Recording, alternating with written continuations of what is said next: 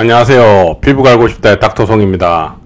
이번 방송은 많은 분들이 저한테 질문하는 것 중에 하나인 모공이 연결됐다고요? 하는 겁니다. 사람들이 카페나 질문글 중에 상당수가 어떤 게 있냐면 선생님 저 모공이 연결된 것 같은데요? 모공이 연결됐어요. 이거 흉터 아닌가요? 모공성 흉터로 발전한 건가요? 등등을 물어보는 글들이 많아요. 그러면 이게 과연 큰 문제가 되는가? 그리고 어떤 경우에 모공이 연결될 수 있는가? 1부, 2부로 나누어 갖고 설명을 해 드릴 거예요. 1부는 모공이 우리가 일상생활을 하면서 자연스럽게 넓어질 수 있는 경우를 주로 얘기해 드릴 거고요. 2번은 우리가 이제 무슨 시술 같은 걸 잘못 받거나 시술을 받았을 때, 시술을 잘 받았을 때도 연결될 수가 있어요. 어떤 경우에 그런 경우가 생기는가에 대해서 설명을 해드릴 거예요. 그래서 그동안 모공이 연결됐다는 거에 대해서 많이 걱정하시는 분들에게 좋은 답을 드릴 수 있지 않을까 하는 생각이 들어서 이번 편을 꾸며봤습니다. 끝까지 시청 부탁드리고 절대 놓치지 마시기 바랍니다. 제 나름대로 여러분들이 궁금해할 게 뭘까 많이 생각해서 만든 주제라서요. 들으면 재밌을 거라 생각됩니다. 끝까지 시청 부탁드리겠습니다. 우리가 일반적으로 모공이 연결됐다고 하는 경우, 어떤 경우에 그런 경우가 가능한가에 대해서 한번 설명을 해드릴게요. 이번 방송은 앞에서 얘기했듯이 우리가 일상생활을 하면서 모공이 연결될 수 있는 경우를 설명해 드리는 거예요. 맨 처음에 피부 밑에 진피의 조직들이 이렇게 콜라겐들이 되게 건강하게 자리 잡고 있어요. 이때는 어때요? 모공이 두 개가 연결될 가능성은 실제로 떨어져요. 그런데 뭔가에 의해서 피부가 자주 붉어지고 피부 표면이 이제 약산성이 정상인 피부인데 알칼리화 되면서 혈관들이 자꾸 증식하게 돼요. 증식해서 또 알칼리화 되기도 하고요. 그렇게 되면 어떤 문제가 생기나, 시간이 점점 지나면서 피부 밑에 있는 진피의 조직들이 어떻게 돼요? 점점점 탄력을 소실하고 건강한 콜라겐들이 비정상 콜라겐들, 탄력이 소실되고 뭔가 늘어지고 손상된 피부로 자꾸 전환이 일어나게 되는 거예요. 즉 비정상 콜라겐의 비율이 증가하게 되는 거죠.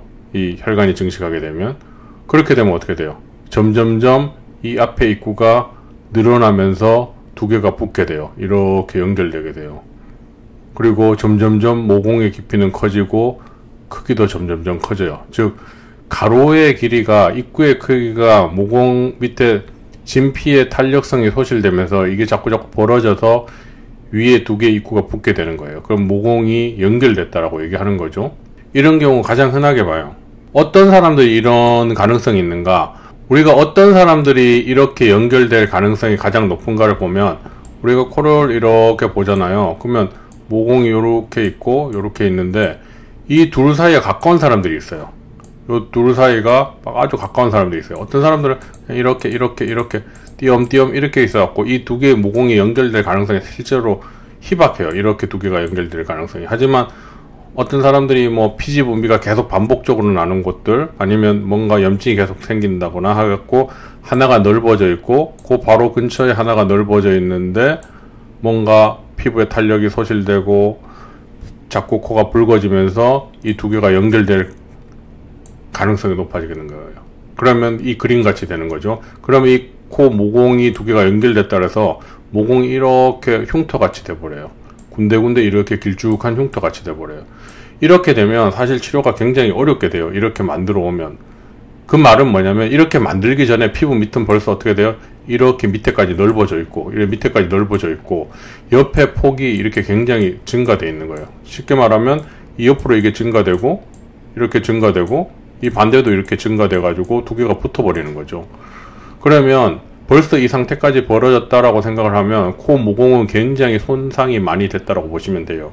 물론 이런 과정 중에 옆에 있는 피지 분비도 많아지고 각질층은 극도로 손상이 되고 피부 장벽은 흔히 말하는 완전히 손상돼서 영구적으로 손상이 돼서 회복이 불가능한 상태까지 이르는 경우가 많아요.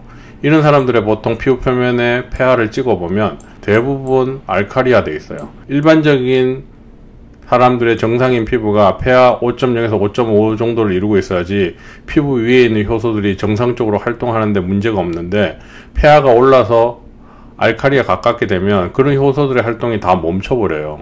그러면 이런 손상들이 계속 어떻게 돼요? 진행되고 되고, 그렇게 영구적으로 진행된 경우는 스스로는 회복 불가의 상태까지 진행되는 거예요. 그러면 어떻게 돼요? 뭔가 치료를 해야지 돌릴 수 있는 거예요. 사람들은 뭔가 관리를 잘해주면 이 상태가 다시 일로 갈라져 가지고 모공이 다시 따로 분리되지 않을까, 여기에 살이 차지 않을까 하는 막연한 기대를 갖게 되는데요, 현실성이 없어요. 그렇게 붙은 사람이 있다면 처음부터 이렇게 연결되는 거가 아니고요, 이 사이에 뭐 각질이 끼었거나 피지가 살짝 끼어서 시각적인 착각을 일으킨 상태에 지나지 않는 거예요. 뭔 말인지 아시겠어요? 이렇게 혈관이 증식돼서 콜라겐들이 망가지게 되고, 그러면 탄력이 소실돼서 모공이 커지게 되고, 모공이 벌어져서 두 개가 붙어버리는 거죠.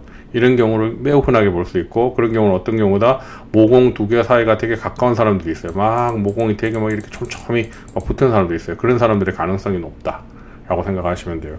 그래서 각질 제거라든지 코가 붉어지는 행동들을 가급적 조심하고, 그렇게 되지 않도록 정말 각별한 주의가 필요한 거예요. 습도도 맞추는 거 잊지 마셔야 되고요. 그래야지 피부 표면의 pH가 어느 정도 유지가 되겠죠. 예. 그 다음에 또 우리가 흔히 볼 수 있는 경우는 어떤 경우가 있을까? 가장 흔히 보는 경우예요. 일반적인 사람들이 그걸 왜 얘기하지 않을까 하는데 지금 얘기해 드릴게요. 그게 뭐냐면요, 딱 보자마자 어떤 걸 느꼈어요. 피지가 여기에 많이 끼이는 거예요. 모공에 피지가 많이 끼어가지고, 이게 점점 많아지면 어떻게 돼요? 여기 염증이 발생하게 되죠. 염증이 발생하게 되면 이 두 개가 붙어버릴 가능성이 높아지게 되죠. 또는 피지가 너무 많이 끼어서 두 개가 붙어버리는 경우죠. 이런 경우에 어떻게 돼요? 나중에 피지가 빠지고 나서 코가 뻥 연결돼 있어요. 두 개가 모공이, 그죠? 이렇게 두 개가, 피지 두 개가 있던 게 연결돼 버리면 없던 흉터가 생긴 것 같은 모양을 만들어요. 또 이런 경우에 어떤 문제가 생기냐면, 어떤 사람들은 이 피지가 끼었는데 위에 표피가 이렇게 덮여 있어 갖고 몰라요. 그러다가 압출을 한다거나 뭔가 짤 때 여기가 톡 터지면서 이게 다시 연결돼요. 그래서 우리가 병원 같은 데 가서 압출을 해줄 때 너무 그 압출기로 세게 누르면 이게 터지면서 연결되는 문제를 가지고 있어요. 그래서 병원에 갔다가 없던 흉터가 만들어졌다고 컴플레인하는 환자들이 굉장히 많아요. 실제로 그때를 뺄 때 어떻게 되냐, 요 위에 부분에 살짝 레이저로 코를 뚫어 가지고 여기로 압력을 낮춘 다음에 짜서 일로 빠져나오게 해서 두 개가 연결되는 가능성을 최소화 시켜줘야 돼요. 안 그러면 이걸 뻥 뚫어갖고 그냥 눌러버리면 이 위에 있는 부분이 턱 터지면서 두 개가 연결돼요. 왜? 이렇게 벌써 피지가 많이 끼인 데 부분에는 유트로필이라고 하는 중성부라든지 모노사이트 같은 게 주변부로 많이 몰려와 있는데, 그런 것들이 몰려왔을 때 어떤 현상을 일으키냐면 가수분해 효소를 근처에 뿜어요. 그러면 어떻게 되냐면 이 모낭월을 약하게 만드는 역할을 하게 되고요. 그렇게 되면 이렇게 압력을 눌렀을 때 위에만 터지는 게 아니라 옆으로 팡 터져서 이 내용물들, 즉 이 염증성 물질들, 각종 사이토카인들이 이 진피 안으로 막 들어가게 되는 거예요. 그러면 여기 혈관이 막 들어오게 되고, 그래서 이 부분이 점점 더 악화되고 화농성으로 변하게 되고, 그러면 두 개의 모공이 어떻게 돼요? 완전히 연결돼 버린 문제를 만들게 되는 거죠. 이해가 되시겠죠? 그래서 어떻게 해야 된다? 이런 거 있을 때는 압력을 낮추는 홀을 작은 걸 뚫어야 돼요. 그런 거를 병원에서 레이저를 통해서 이용 가능하고요. 그래서 최대한 이게 두 개가 터져갖고 연결돼서 이게 붙지 않도록 해줘야 된다는 거. 너무 세게 눌러가지고 이 월이 약해져 있는, 가수분해 효소를 월이 약해져 있는 상태에서 뚫어버리면 어떻게 돼요? 이 두 개가 붙어버리는 문제를 일으키게 되는 거예요. 그래서 병원에 갔다가 오히려 병을 얻어오는 사람들도 있는 거예요. 이런 문제 때문에.